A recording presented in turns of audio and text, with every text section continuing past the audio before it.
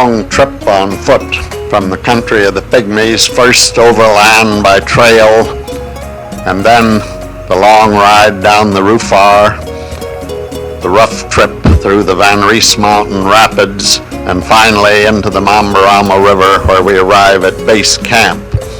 On the way, we saw what was left of our airplane, which had been placed on its platform and drawn up on the bank, where attempts to repair it had been futile.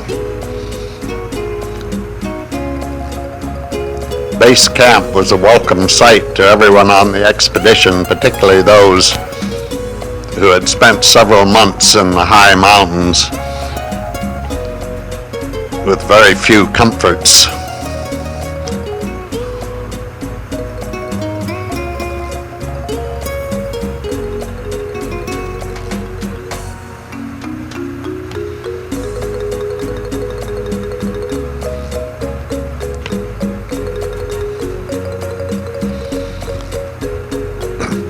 Dayaks attach the canoes to the stumps of trees or to poles thrust in the ground, using rattan strips for lines.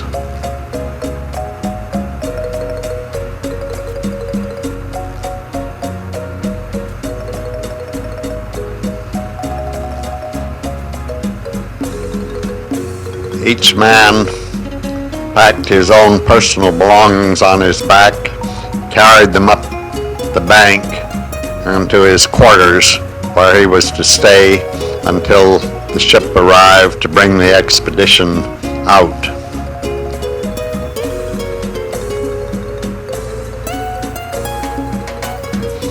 It was a lively scene when all the canoes of the transport had landed. These are Malay convicts heading towards their barracks, each carrying his box containing his necessary belongings.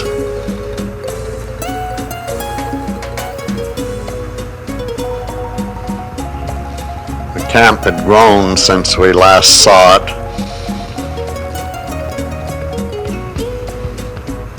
A good many comforts had been added.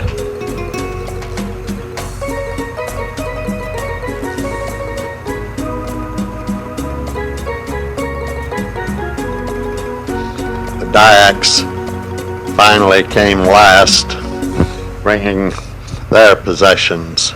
Eventually, we got on the Albatross and the Fomalhaut, our two ships. The ships were loaded with all of our supplies, personnel, and we proceeded to evacuate Albatross camp and head down the river towards the coast.